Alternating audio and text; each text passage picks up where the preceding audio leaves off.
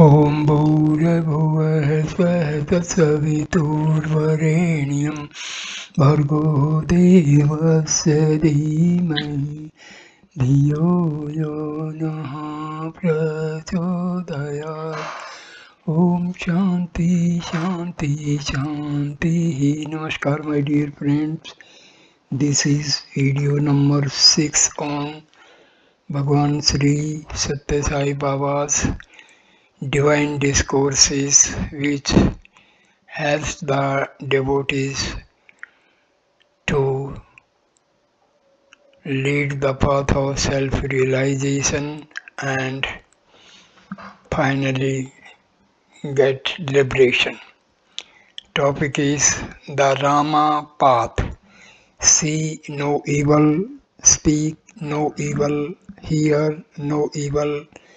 Bear in mind the image of the three monkeys which impart this message. There is no wiser counsel than this.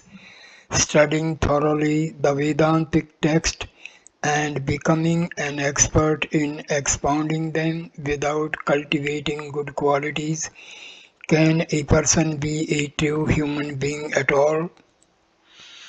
From days of yore, Bharat, by upholding spirituality and propagating the divine message, has been the preceptor of mankind, promoting their well-being and setting a shining example to the world. Let all the worlds be happy has been the basic principle governing the Hindu way of life. The ancient rulers, sages, scholars, and even women who were exemplars of charity led lives of renunciation and sacrifice to uphold the dharmic culture and heritage of the country. The Ramayana story illustrates the greatness and sacredness of this culture. The Ramayana is not merely a story of Rama. Rama plus Ayana is Ramayana. Ayana means path. The inner meaning of Ramayana is that the path shown by Rama should be followed.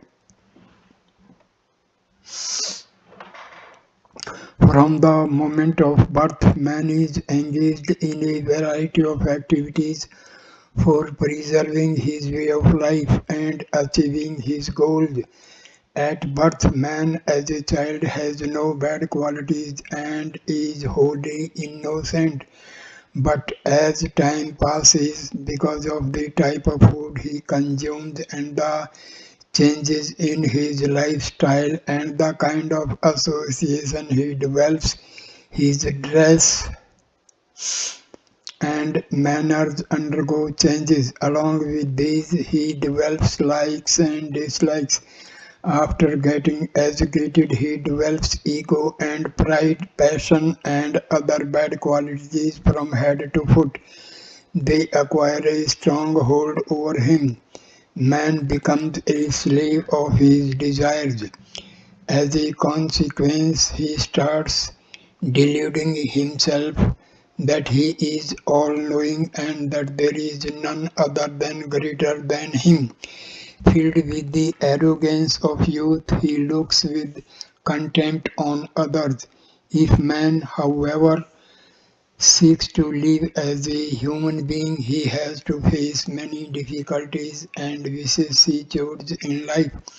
He has to overcome the obstacles and impediments he faces. Today, men appear to relish only pleasures derived from the senses.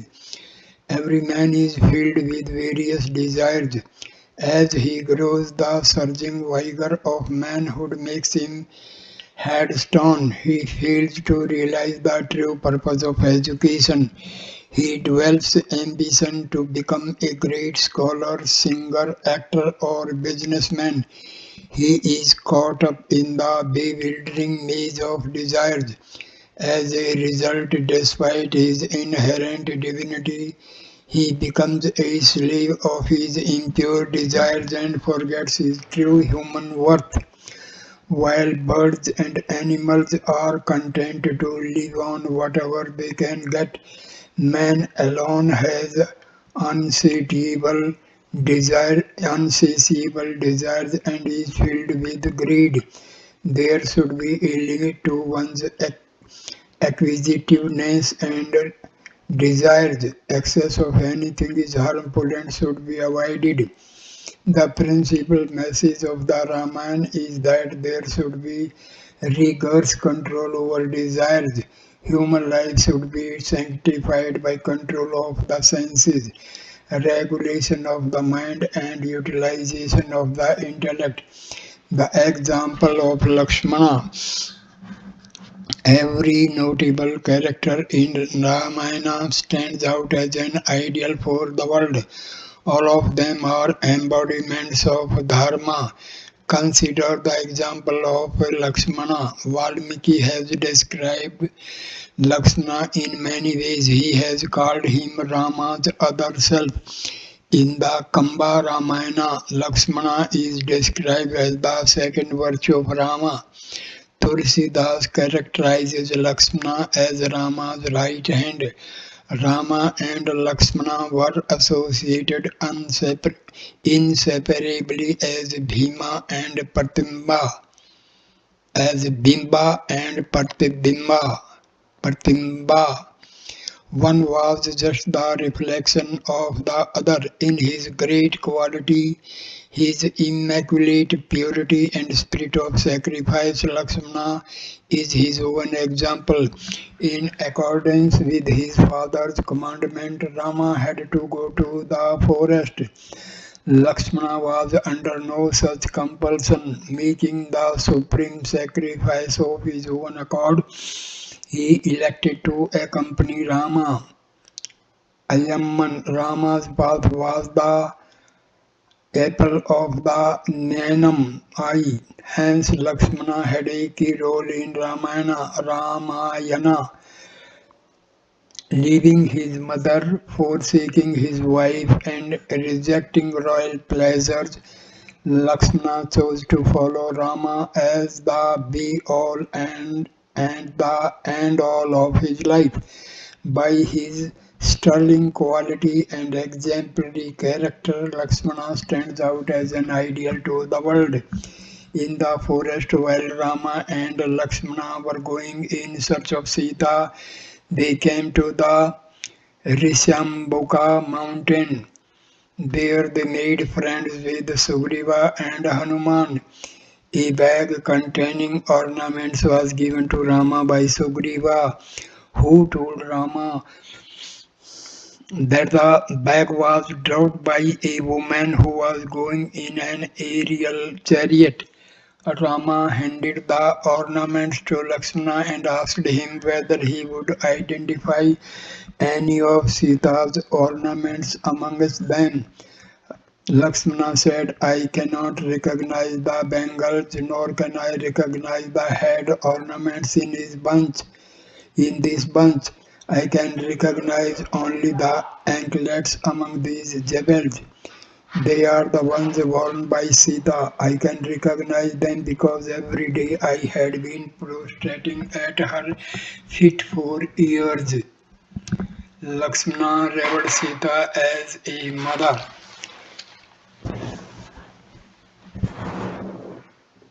Rama lived in Ayodhya for 12 years after his marriage. After that, Rama, Lakshmana and Sita spent 13 years in the forest. During all the 25 years he had been with Rama, Lakshmana and not looked at Sita's face even once. Nowhere in history can you find an example of one with the character of Lakshmana. He revered every woman as a mother. Rama directed Lakshmana to leave Sita in a forest near some sage's ashram. Sita was pregnant at the time. When Lakshmana was about to leave, Sita said to him, Lakshmana, it may be fitting for Rama to send me to the forest to appease public opinion. The duty of a king is to protect his subjects and be an ideal ruler to them, eschewing completely all ideas of mine and thine. The ruler should be concerned solely for the well-being of the people. Sri Rama's reputation is the source of my joy. I do not grieve because he has sent me away. Rama's glory and fame should be everlasting. But you, who are my brother-in-law, how can you agree to abandon me in this forest? Pregnant as I am, how can you have the heart to leave me alone in this wilderness? Please stay with me at least for some time and then you may go.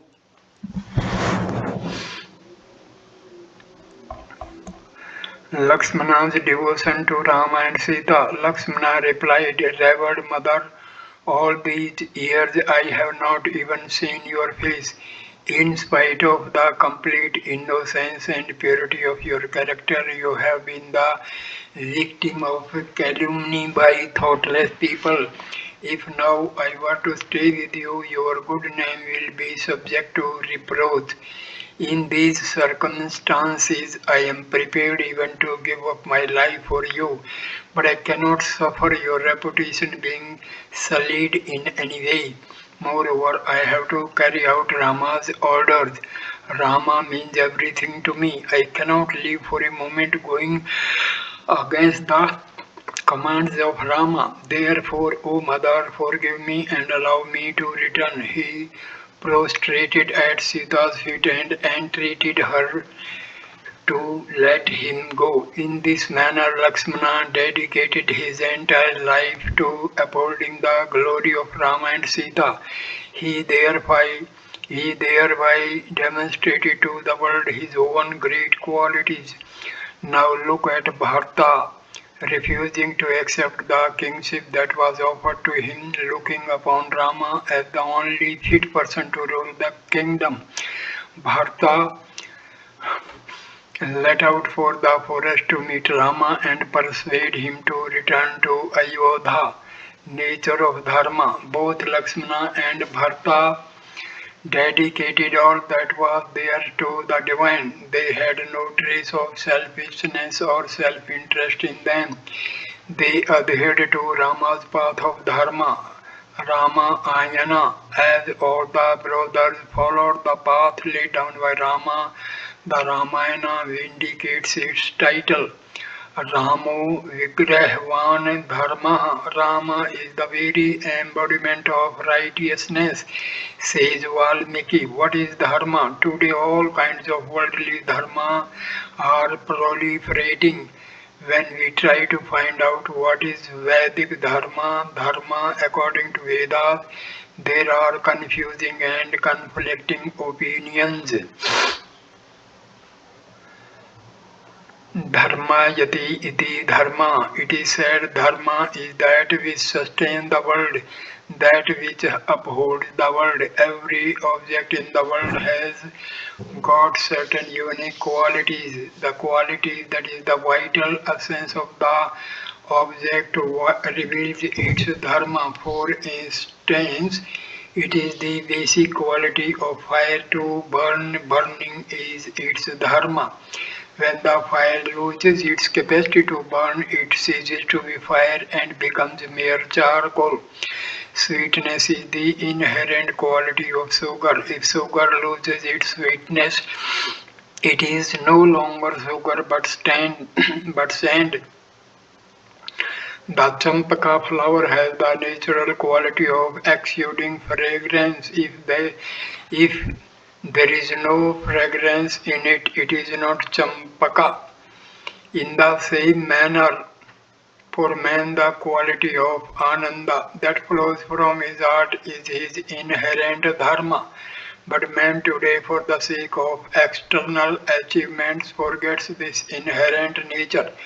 For all, whether they are educated or not, there is one common dharma. They should extend to others the same honor and regard which they expect others to show towards them, so that they may feel happy. We should not do to others anything which, if others do to us, will cause pain and unhappiness to us. Do unto others as others do unto you. This means that we should not cause harm to others because we do not want them to do harm to us. This is the natural dharma which is relevant to all people in worldly life. Not everybody can understand or follow Vedic dharma, laws of eternal religion. Hence, in our ordinary daily life, the simple principle to be adhered to is do unto others you would like others to do unto you. However, what we notice among most people today is rampant selfishness and self-centeredness. While they want to be respected and honored by others, they will themselves show no respect or regard to others.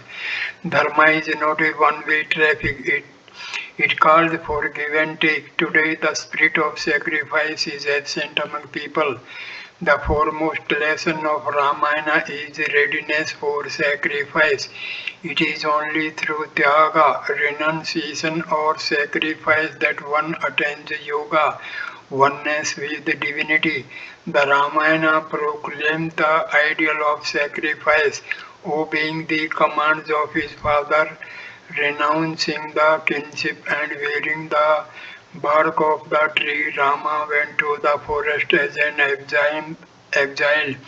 He was complying with what he regarded as Ajna, divine command. He demonstrated to the world what adherence to truth means, dangers of disobedience of divine command.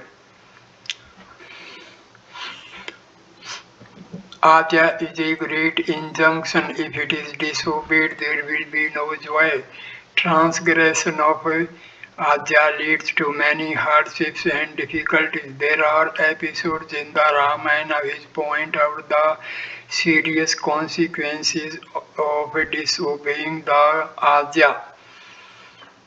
Before leaving the hermitage in search of the golden deer, Maricha in disguise, Rama issued a stern order to Lakshmana not to leave the hermitage in any circumstance or any situation. Rama told him that whatever difficulties or pressure he might have to face, under no condition should he leave Sita alone. This was Rama's command to Lakshmana.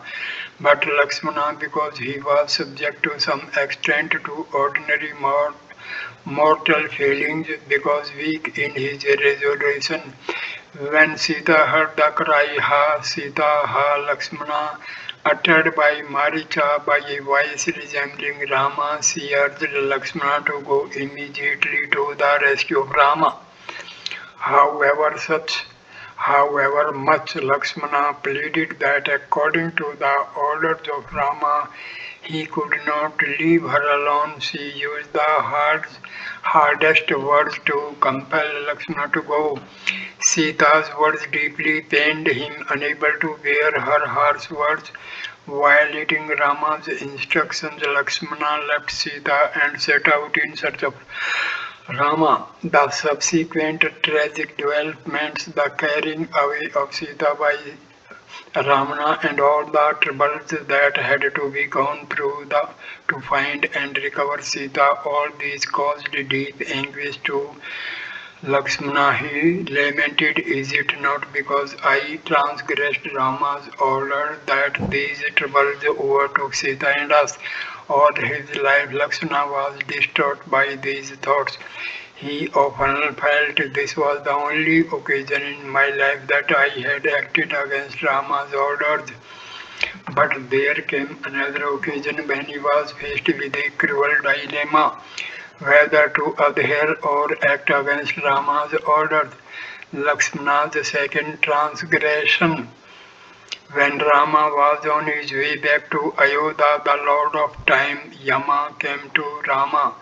While conversing with Yama, Rama had issued a strict order to Lakshmana not to allow anyone inside during his talks with Yama. Rama said if he allowed anyone, Lakshmana, would lose his head.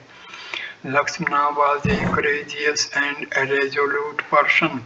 He was guarding the door scrupulously. At that time the sage Durvasa arrived there. He told Lakshmana, I have to go in urgently for a talk with Rama. Lakshmana firmly refused to let him in. Enraged at Lakshmana's stand, Durvasa angrily declared, I will utter a curse on Ayodhya. I will destroy your entire dynasty by my curse. Beware, O Lakshmana. Lakshmana was shaken by the irate sage's threat. He was caught in a profound moral dilemma. If I let the sage in, my head will be cut off. If I do not let him in, not only the city of Ayodhya but my whole race will be ruined by the sage's curses. Lakshmana could not reconcile himself to the destruction of Raghuvansa, his dynasty, nor could he suffer the prospect of people of Ayodhya being destroyed. He resolved the dilemma in this way: by disobeying Rama's orders, I shall be losing only my head, but thereby I shall be saving my dynasty and the people of Ayodhya. Coming to this decision, he allowed Ramana Durvasa to go in. Lakshmana felt it will be a supreme good fortune to have my head cut off at Rama's hands. I will be the only sufferer. If I do not yield to this sage, my entire race will be wiped out. Lakshmana thus deeply considered the pros and cons of his decision and chose to sacrifice himself rather than allow others to suffer. Code of duties. The Ramayana is full of such illustrious and exemplary characters.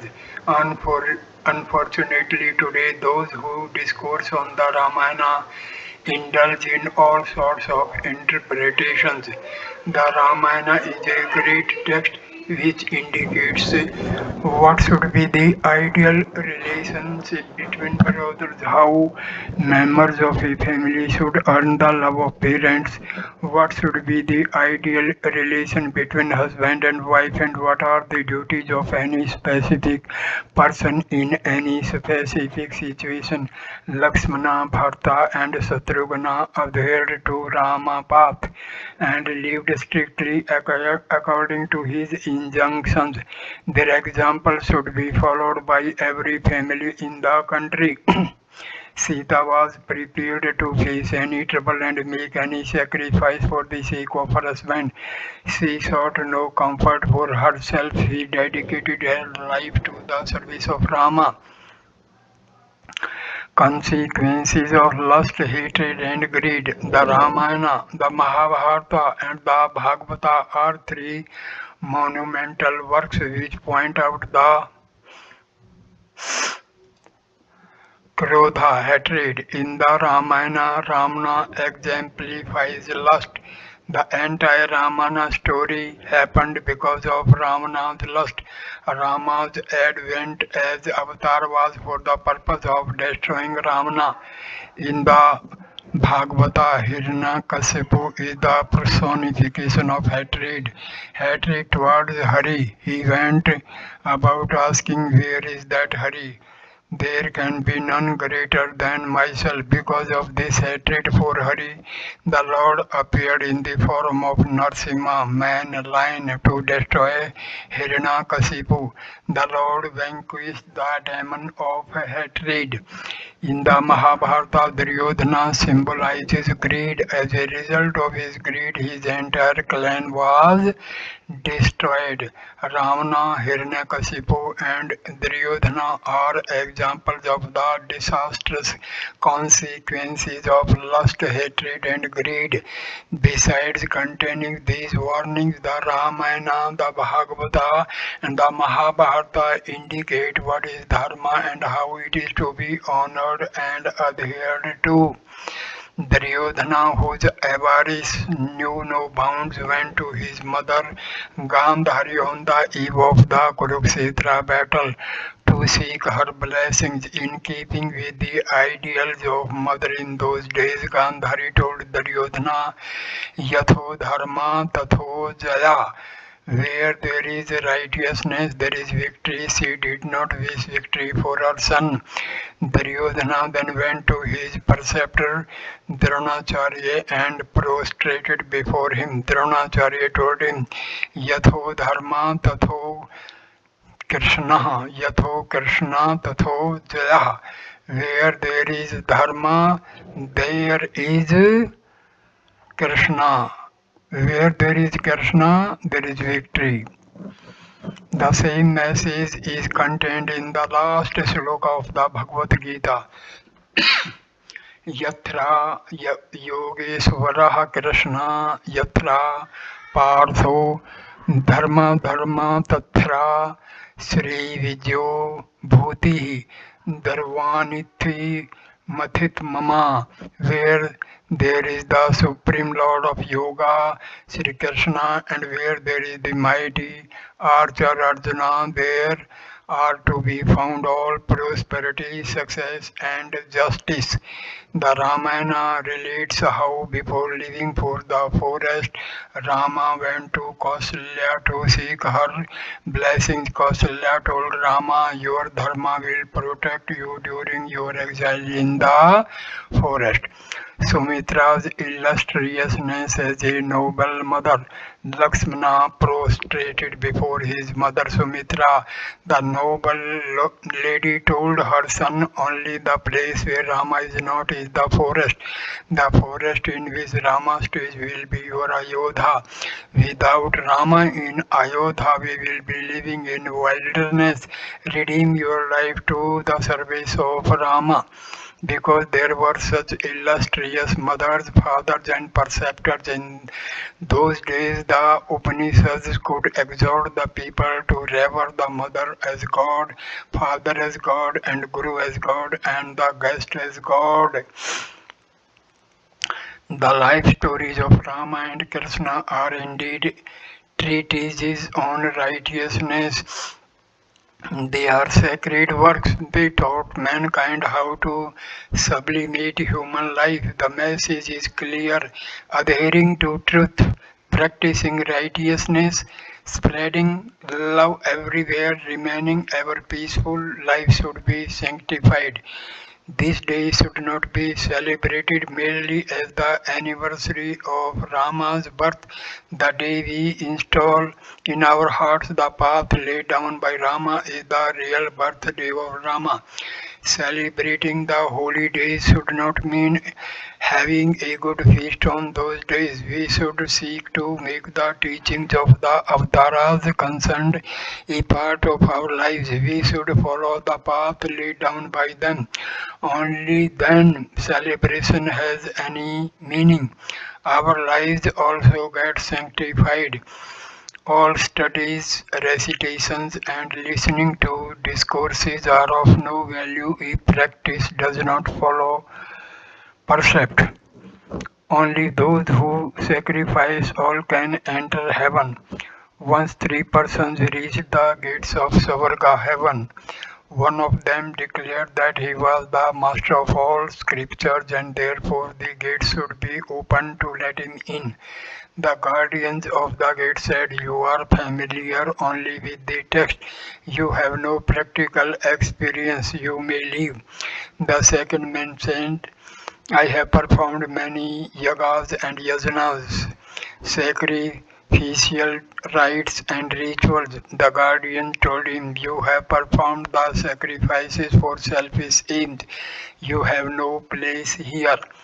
The third person, a farmer, near the gates and said, I am a poor farmer owning a hut on 2 acres of land. I have been offering food and drink to passers-by and giving them shelter when necessary. I have shared with them whatever little I had. This is all the sadhana I have been able to practice. The guardian said, you may enter. The story illustrate the truth that only those who are prepared to sacrifice what little they have for relieving others in need are entitled to enter heaven. Many have read a great deal and listened to innumerable discourses. What effect have these had on them? has them been any change in their lives? If they examined their lives, they will find that the answer is negative. While listening to a discourse, they may be inclined towards renunciation. They welcome the teaching, but after a few moments, they return to their original selves. Hence, the first requisite is a change in mental attitude. Without a change in the mind, other changes in a man are of no use. It is only qualities that should be transformed, not the attire he wears. Ramayana conveys a great message. It is a compendium of qualities such as tyaga, renunciation, daya, compassion, karuna, kindness, sahana, forbearance, Sahanubhuti, empathy. Body is the result of karma. Man today is bound to seven types of bondage. Number one, deha, body. Number two, karma, action. Number three, raga, attachment. Number four, dvesa, hatred. Number five, ahankara. Number six, aviveka, foolishness. Number seven, Ajnana, ignorance. These are the seven bonds that bind man. Where from his has ignorance emanated? It is the product of aviveka, lack of discrimination. Aviveka is the outcome of ahankara. Hatred is the cause of ego. Attachment gives rise to hatred. Attachment rises from action. The body is the result of karma. In this chain of causes and effects, the starting point is karma and the culmination is in ignorance. How is ignorance to be removed? Ignorance is like darkness. Any amount of struggle with darkness will not serve to remove it, but the moment a lamp is lit, the darkness will disappear. For expelling human ignorance, the lamp that is needed is the divine name. Today, to acquire jnana, the higher wisdom, you have to have recourse to name of God. In the Kali Yuga, two things are most important: nama and dhana, divine name and charity. Dana, Annadanam, the gift of food, and Hari Namam, chanting the name of Lord Hari. These are the primary requisites. If you have these two basic qualities, they will serve as two things to take you to heaven. I desire that you should all cultivate a spirit of sacrifice and render to your fellow man whatever little help you can give, and with this I bless you all. Discourse at the Kalyana Mantritam Vrindavan on Sri Ramanavami Day 26th March 1988. Do not blame the Lord for your ignorance or foolishness or perversity. Just as underground water wells up in a gusty stream when a bore is sunk down to the depth, by constant Ram, Ram, Ram, touch the spirit of divinity, and one day it will gush out in cool plenty and bring unending joy. Sathya Sai Baba. Thank you for watching this video. Next video will start with the discourse number 11, seek ye first. Okay, thank you my dear friend.